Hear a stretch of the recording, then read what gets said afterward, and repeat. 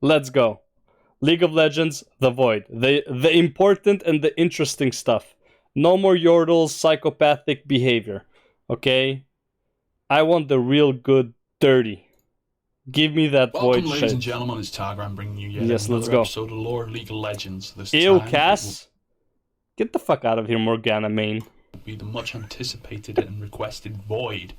We'll start off with introducing you to a general history and later describing two examples of people who had contact with the Void itself. Two people. Let's see. I know Kassadin's one. Malzahar. Malzahar has to be the second one, right? Because and Malzahar wanted Kassadin to join him or some shit like that. Malzahar and Kassadin. Buddy. In this And they tell me I don't know my lore in League of Legends, bro. Well, I know my Kassadin at least. particular episode, we'll focus on Malzahar, Prophet of the Void, and Fuck a that little guy. friend he has bought from the other side. Fuck that guy. You know why fuck Malzahar? Because every time I play anyone, Malzahar always just R's me. Out of 5 people, we're going in as 5 people, Malzahar just R's me. Fuck that guy. Our upcoming episode will explain to you the history of Kassadin. Kassadin, you're not moving. Enjoy. Yeah, let's go. Shurima Bro, I miss the days when Kassadin was an actual anti-mage and like he actually reduced magic damage substantially, which increased his attack speed, which allowed for like some really fun builds against like AP comps. I remember I had like a 4.0 plus attack speed against the Rise because he would just machine gun me with abilities and like he would do almost no damage, like he would do damage but almost none, and I just like get the fuck out of here, just auto attacking to death because my attack speed became like so fucking insane. Desert in its current form has been created during the Rune Wars of the past. Not the case anymore. Battles fought here and magical storms have destroyed local environments, leaving only harsh, barren desert. The sun is burning every that's pitch of Shurima. land, All making it Shurima. almost impossible to live here. Ramus. Armadillos are one of the very few races that can survive in such a Armadillo. hot climate. Of course, it wasn't always the case. Mm. In the past, Shurima was great and mighty civilization, feared and respected by everyone on the continent. It's okay. It can be 100 games back and you would still be sucking so bad.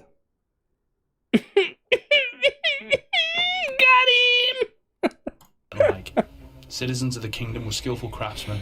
There was no one who could get even close to their mastery in using sandstone for construction and sculptures. Many of their works still remain on the desert. With their arms crossed over their chests, they're watching the world around them with their golden eyes.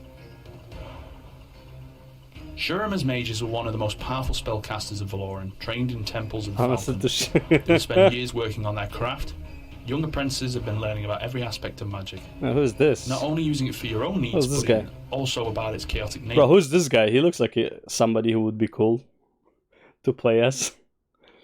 You lucky I have time to answer. many- That's you keep dying, so you have time to type, huh? That's how it is. Were not satisfied with the teachings of their masters. They wanted something else. They wanted to gain more power, more control over their magic. It's unknown whether they succeeded or not, but there's still much to discover. Mysterious floating pyramids floating around the sands of Shurima still draw attention of many treasure hunters, and mages look for ancient artifacts. One who succeeded was Ezrael, Azrael. the explorer who has gained Israel. Ah, Israel. significant magical Israel. power after Israel, finding man. an amulet Easy. hidden deep inside one of the pyramids. Israel. There's one more secret, one place hidden deep beneath the sands of the eastern desert, The Void. past the Voodoo lands, Voodoo Lands. Acacia, ancient city that had been lost ages ago. Oh And yeah, since that's where Kiana is from. Kathia, right? That's like the forest area. then it was considered to be a myth and not a historical place. Many explorers My had found the teammates city, always run away. but almost none were able to come back and share their experience. There were only two, Kassadin and Malzahar. Okay, never mind. It's not the forest zone. It's not Kiana. Both spellcasters had entered the city and both had found secrets within its ancient texts. The manuscripts were hiding a secret of contacting the Void. While many believed the Void to be an empty dimension, it is in fact a realm full of brutal, bloodthirsty, and yet intelligent entities that seek to enter other dimensions and ruin them for unknown reasons. And as we all know, if you gaze into the abyss, it also looks into you. Both Kassadin and Malzahar alike were corrupted by the Void. Their reaction to it was completely different. Malzahar had been born as a seer. Yeah, and he went fucking mad. Malzahar lost his shit. Meanwhile, Kassadin became the main character of the anime. Living amongst the few that still inhabit unfriendly lands of Shurima Desert, His gift of predicting the future had been useful not only to him, but everyone around him as well. But while it was a powerful gift, there was also a dark side to it. His ability to see through lines of time had made him vulnerable while he was unconscious. Every night in his dreams he could hear dark whispers. Whispers coming from somewhere beyond Valoran. And Bro, straight up, they took old gods from World of Warcraft when it comes to this thing. For sure, it's old god. Like the void stuff, like the way they describe Malzahar is similar to who was it? Oh, there was also a prophet in WoW that kept hearing voices. Wasn't there? I know there was Medivh who heard voice. Anyway, I don't want to get into WoW lore. He heard the voices of Sargeras, but whatever. And beyond the whole of Runeterra, whispers of the void have been growing louder, planting a seed of darkness inside the seer's heart. With every day passing, it was harder to silence the voices that Malzahar could hear. He would finally give in to the temptation and travel to the east, in order to find the lost city of... Anyone thinking of Diablo when he traveled to the east? Always to the east. Kafia. He ventured deep into the ancient city and explored it, looking for what had been calling him. And after many long hours, he did. Malzahar had found himself kneeling in front of a crumbling obelisk, surrounded with statues of dark gods from beyond this world.